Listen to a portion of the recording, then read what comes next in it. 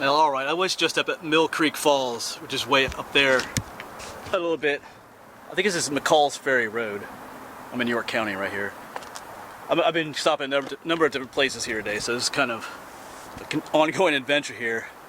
And yeah, my last video where I was up at Mill Creek Falls, I said I was going to not come here. This is the Lock 12 recreation area. I was going to go straight to somewhere else, but then I just kind of drove in, looked down, and looks pretty cool down there, so I'm going to go check it out. So this is Lock 12 recreation area.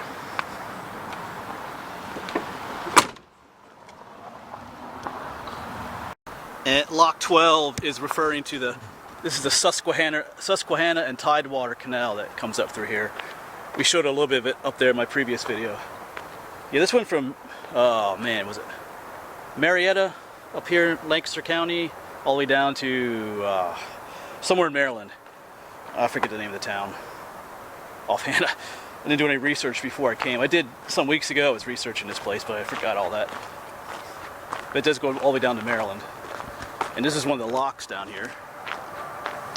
There's supposed to be some other ruins in this area. I'm just going to check it out briefly here.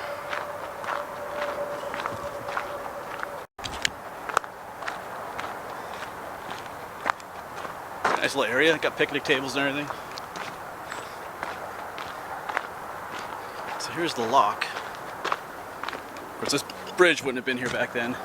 But over here is the remains of the canal. Of course, the canal boats would have come into here and entered the lock. Of course, you know, I've been doing a series on the Union Canal that went from the Schuylkill River to Susquehanna River.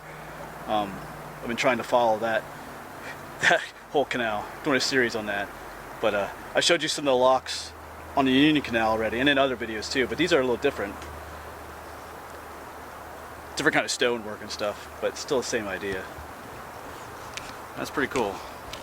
I think maybe we can get in at the other end for a better look. Because remember, these locks were used to raise the boats to a higher level. You know, they have doors on either end, so that, you know, the boats would come in, the door would close behind them, then they'd open this door, it would fill up with water, raising the boat level up so it could go into this further area upstream. They were a necessary part of the canal. Got the Susquehanna River down there.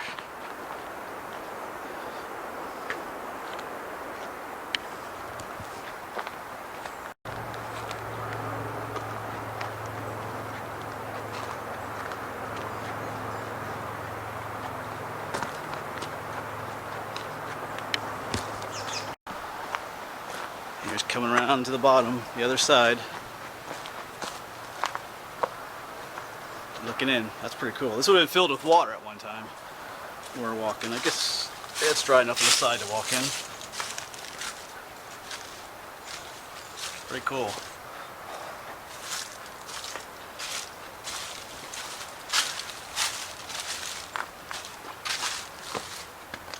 Guess I don't need to walk all the way to the end.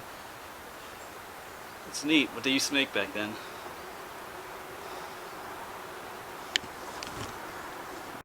Yeah, here's some information about it. Yeah, so I said Marietta, Wrightsville, PA, down to Havre de Grace, Maryland. So those are the two towns. Opened in 1840. Cool. And they got a little map over here. This is where we are, where the lock is. Looked like there was a lock house. House up here. We parked up here. I want to check it out. Just look at a lime kiln, an old sawmill. I'd like to walk around here a little bit more. Check out some more of these ruins and foundations. Again, there's something else to look at over here. Now they show you how the canal boats were drawn, or moved. They always use mules to pull them along the towpath trail. Oh, hey, they show the canal doors opening and closing. How that all worked. Alright, so we were just up there at that sign, and the sign said the lock tender's house was down between the canal and the river, so let's just Yeah, there won't be an actual house left, but let's see what ruins are down here, if any.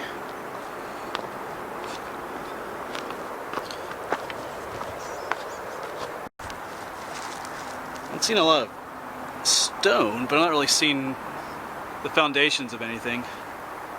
Look around a little bit, but there's a sign here. Adult beach. I don't think so.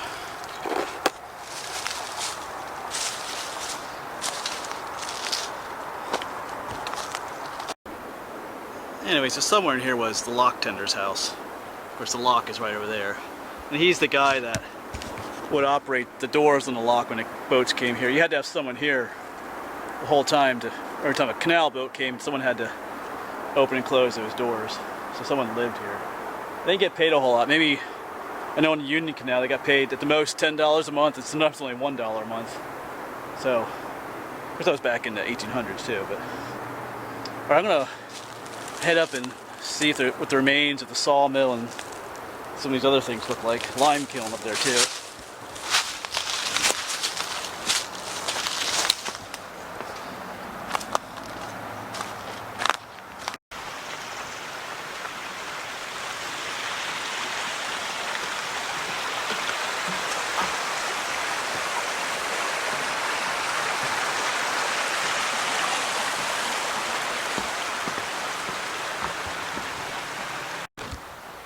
I'm going to take a guess that this is the lime kiln. There should be some openings on the side. Yep, that's what this is. A lime kiln. We still have the little iron grates in there.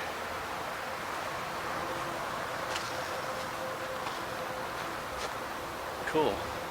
They say, survivor of the past. The kiln was built into a hill for access to the top for loading coal and limestone, as well as access to the bottom to take away the burned lime. The lime would be loaded onto wagons or canal boats for transport to market. It was sold to farmers for use in their fields, and also used to make plaster and mortar. Yes, they would they would burn limestone in here with coal and stuff, and it would turn into that white powdery lime, which farmers put in their field to help reduce the acidity of their fields. Of course, it makes sense to have it here because right there's the canal, so they could transport it easily that way. Cool, it's a pretty nicely preserved one. They're all over the place here in Pennsylvania, in the limestone area. Yeah, so down there was the lime kiln. And down here is the remains of an old sawmill, right along this little creek, because they would use that water power to run the sawmill. Not a whole lot left.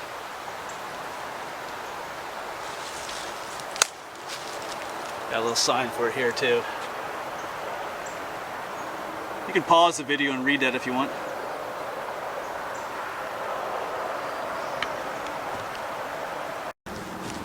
Yeah, here's the top side of the lime kilns.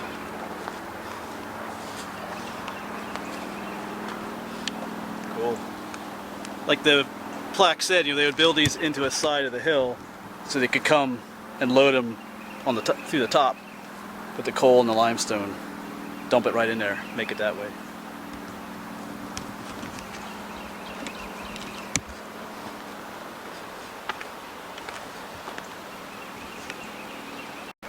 Alright, I'm going to head back to where I parked. There's supposed to be one more foundation back there somewhere, probably hidden in the brush, like a house foundation.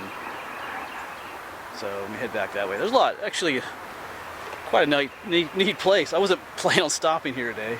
My previous video, I said I was going to skip this place, come back here some other time, but I'm glad I stopped in. Some neat stuff here, historical-wise. I had read that there were ruins here, but sometimes when you read about there's ruins somewhere, that can mean a lot of different things. That there's stuff just hidden in the brush somewhere that you can hardly see or find, but this lime kiln is pretty cool. Not much left to see the sawmill. But that lock is pretty neat too. So if you're into history, stuff like that, good place for kids to learn about some stuff in the past. It's all open and easy to see here. Alright, we're gonna make our way back that way. See if we can find that other foundation.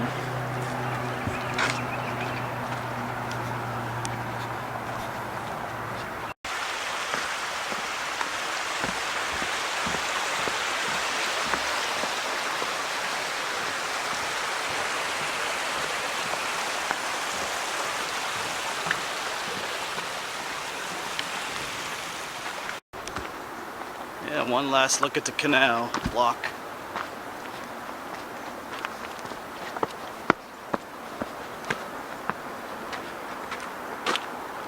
Pretty cool structure.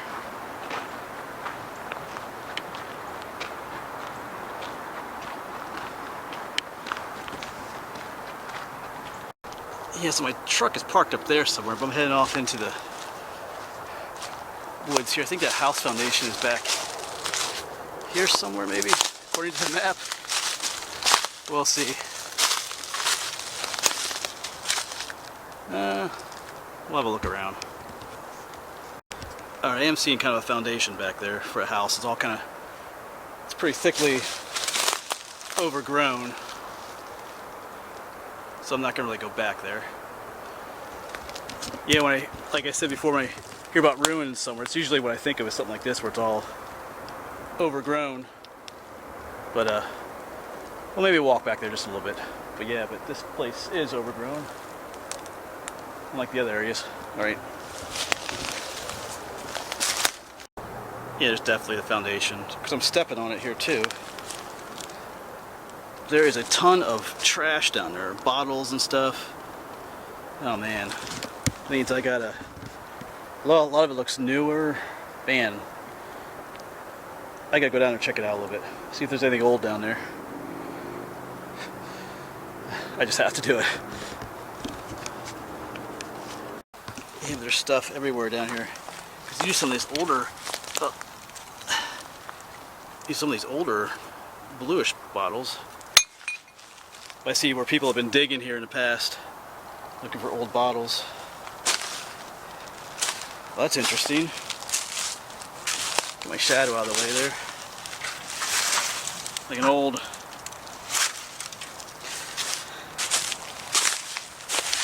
an old toy truck or something. That's pretty cool. Pretty heavy too.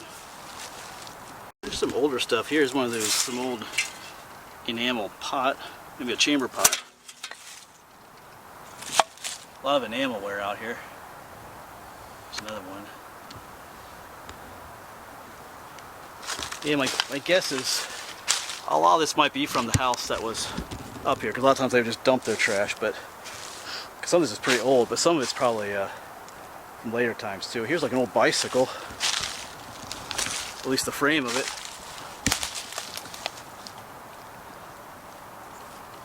Cool. Alright, so there is some older stuff out here. Here's an old embossed.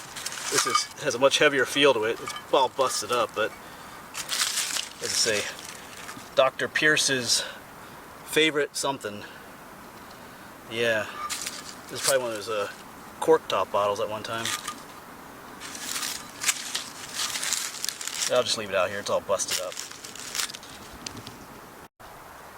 Well, I just wanted to take a quick look down here. My guess is there is older stuff buried underneath some of this newer stuff. So I'm not gonna go poke around anymore today. I can tell other people have been here already. Alright, I'm gonna try and crawl my way out of here. Get back up to the truck. Hopefully.